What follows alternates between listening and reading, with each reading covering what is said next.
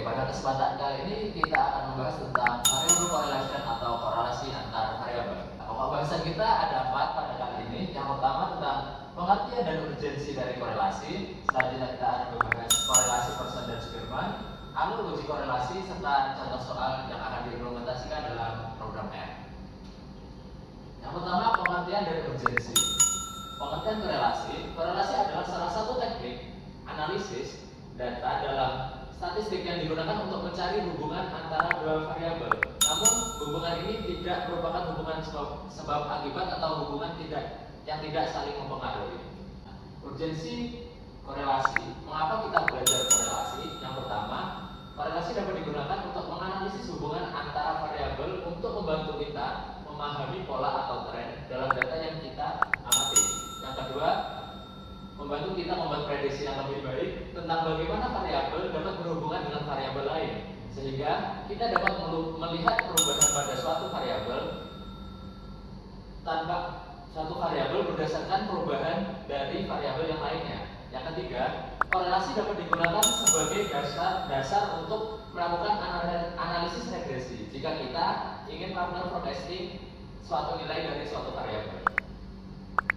Nah, kita masuk ke korelasi Pearson. Korelasi Pearson itu yang pertama digunakan untuk mengukur hubungan linear antara dua variabel yang berskala interval atau rasio. Dan nilai korelasi Pearson itu berkisar antara min 1 atau 1. Nah, ketika nilai R-nya sama dengan 0, artinya tidak ada hubungan antara dua variabel, dan ketika nilai R-nya itu min 1 atau 1, itu menunjukkan bahwa hubungannya sempurna. Asumsi-asumsi dalam Pearson. Nah, sebelum kita melakukan uji Pearson, kita itu perlu memahami asumsi-asumsi yang diperlukan untuk melakukan ujinya. Yang pertama ada asumsi keberdistribusian, artinya data dari kedua variabel tersebut harus mengikuti distribusi normal. Yang kedua, asumsi linearitas. Hubungan antara dua variabel itu harus linear, yaitu mengikuti pola garis lurus. Jika hubungan antara variabel itu tidak linear, korelasi Pearson tidak mungkin memberikan gambaran yang tepat tentang hubungan tersebut. Yang ketiga ada asumsi varians. Varians variabel itu harus konstan, artinya variabilitas data harus selalu relatif stabil di seluruh rentang nilainya. Yang terakhir ada asumsi independensi, artinya observasi satu dan observasi lainnya itu tidak ada hubungan saling ketergantungan. Yang kedua, korelasi Spearman. Korelasi Spearman itu digunakan untuk mengukur hubungan monoton antara dua variabel yang cocok untuk data yang tidak memenuhi asumsi Pearson. Terus korelasi Spearman itu menggantikan nilai observasi dengan peringkat. Jadi nanti itu datanya diubah dulu berdasarkan besar nilainya, terus di rankingkan seperti itu. Terus untuk interpretasinya sama, ketika nilai R-nya sama dengan 0, berarti tidak ada hubungan antara dua variabel tersebut. Jika nilainya min 1 atau 1, berarti hubungan yang tersebut sempurna. Yang selanjutnya ada alur uji korelasi. Yang pertama ada hipotesis. Hipotesisnya ada dua. Yang pertama H0, rho sama dengan 0 atau tidak ada hubungan antara dua variabel. Terus yang satunya rho tidak sama dengan 0, artinya ada hubungan antara dua variabel. Yang selanjutnya ada taraf signifikansi. Di sini kita menggunakan alfa 0,05 atau taraf signifikansi 5%. Sebenarnya taraf signifikansi ini tergantung pada soal yang diberikan. Terus yang selanjutnya wilayah kritisnya, tolak H0 ketika p-value kurang dari alfa. Jadi ketika p-value-nya kurang dari alfa berarti ada hubungan antara dua variabel. Terus masuk yang keempat, statistik uji. Di sini nanti yang akan muncul output R-nya mengenai seberapa besar hubungan antara dua variabel. Selanjutnya masuk ke keputusan. Yang terakhir kita dapat mengambil kesimpulan. Nah, sekarang kita masuk ke contoh soal yang diimplementasikan ke dalam R. Yuk, simak. Oke teman-teman, kita akan melanjutkan uji korelasi Pearson di R. Nah, kita pertama akan melakukan import data terlebih dahulu. Nah, di sini kita akan menggunakan data mtcars yang sudah disediakan di R. Kita Ctrl Enter saja untuk menginisiasi objek. Nah, kita akan memakai MyData sebagai data yang sudah diinisiasi dari mtcars. Nah, karena uji korelasi Pearson yang sudah dijelaskan oleh teman saya tadi, kita harus melakukan uji kenormalan terlebih dahulu karena harus memenuhi asumsi kenormalan. Nah, pada baris 11 kita akan menggunakan uji kenormalan dengan Shapiro-Wilk. Kita kontrol enter saja. Dan di sini kita melihat p-value-nya adalah 0,09 yang artinya p-value lebih dari alfa.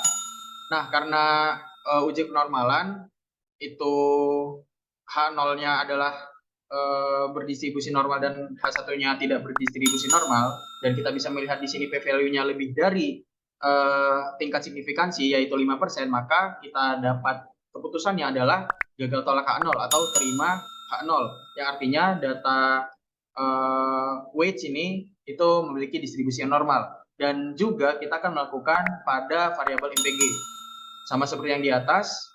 Kita kontrol enter, dan di sini p-value-nya adalah 0,1229, yang artinya p-value lebih dari alfa juga. Dan sama kayak yang sebelumnya, variabel MPG ini memiliki distribusi yang normal karena p-value lebih dari alfa. Karena kedua variabel sudah berdistribusi normal, maka kita akan melakukan uji korelasi. Nah, tapi sebelum itu kita lihat lagi nih datanya berskala interval atau rasio. Nah, kita bisa lihat di sini datanya berskala rasio untuk variabel MPG dan weight juga berskala rasio. Jadi kita sudah benar-benar bisa untuk melakukan uji korelasi. Nah, sebelum kita melakukan uji korelasi, ada baiknya kita melihat visualisasi datanya terlebih dahulu dengan scatter plot dan garis trennya. Kita kontrol enter dari baris 23 sampai 26. Dan kita bisa melihat di sini ada hubungan antara weight dengan miles per gallon, antara variabel X dengan variabel miles per gallon. Dapat kita artikan ketika variabel WT ini naik, ketika weights-nya naik, maka akan variabel MPG-nya akan turun, begitu sebaliknya.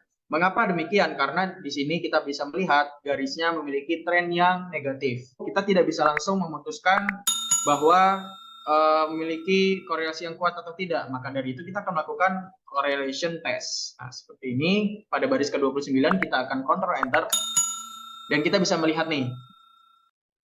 Nah, p-value-nya kita juga bisa melihat di uji hipotesis.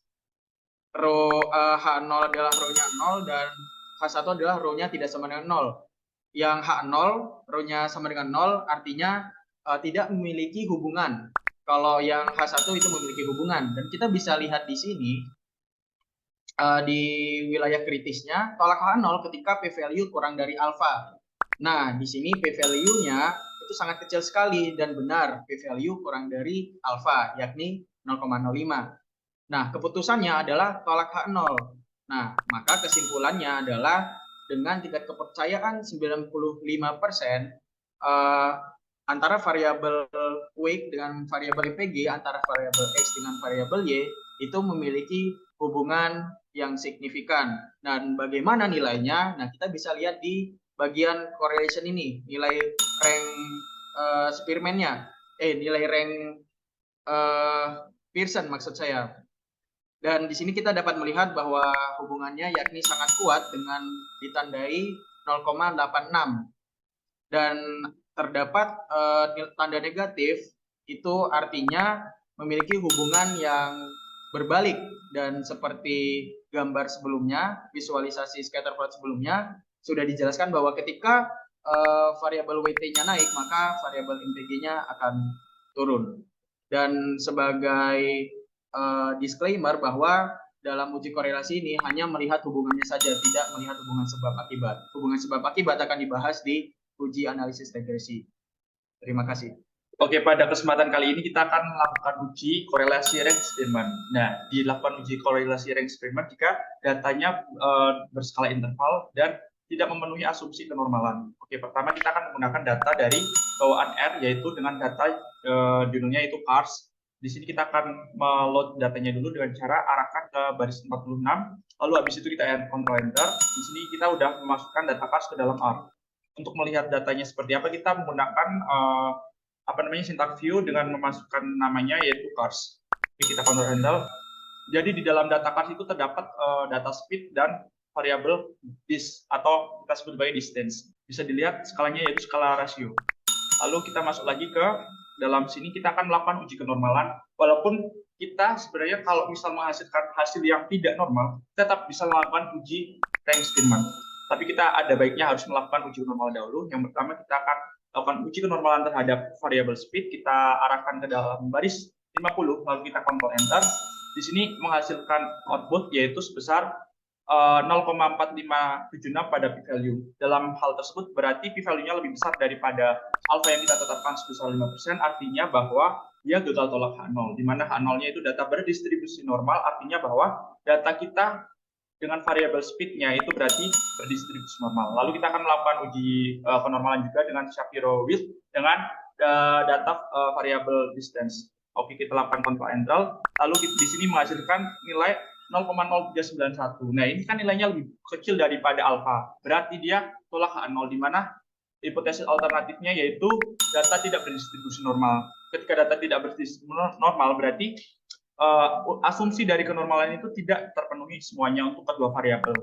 Namun pada korelasi Spearman ini dapat kita lakukan, lalu kita akan masuk ke dalamnya. Sebelumnya kita akan melihat visualisasi antara variabel distance dengan speed. Kita akan menggunakan library ggplot2 sebelumnya. Jika sebelumnya belum dilakukan install, kita bisa install package-nya dulu.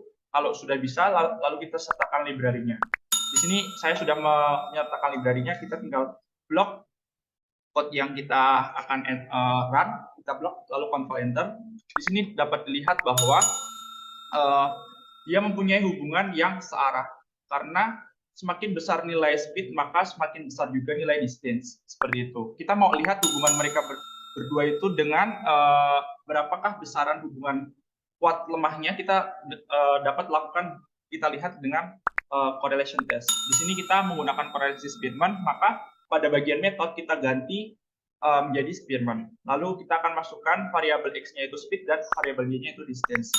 Kita lakukan correlation test. Di sini sudah selesai, akan mengeluarkan nilai p-value yaitu sebesar kurang dari 0,05. Dimana kalau p-value-nya kurang dari 0,05 berarti dia akan tolak H0, di mana tolak H0 berarti bahwa datanya tersebut mempunyai hubungan antara kedua variabel speed dan distance. Lalu berapa besaran hubungan antara kedua variabel tersebut dapat kita lihat dari nilai rho-nya yaitu sebesar 0,830. Artinya bahwa antara variabel distance dan speed itu mempunyai hubungan yang kuat. Ada tanda positif, artinya bahwa semakin besar nilai speed, maka distance akan memiliki nilai juga yang semakin besar.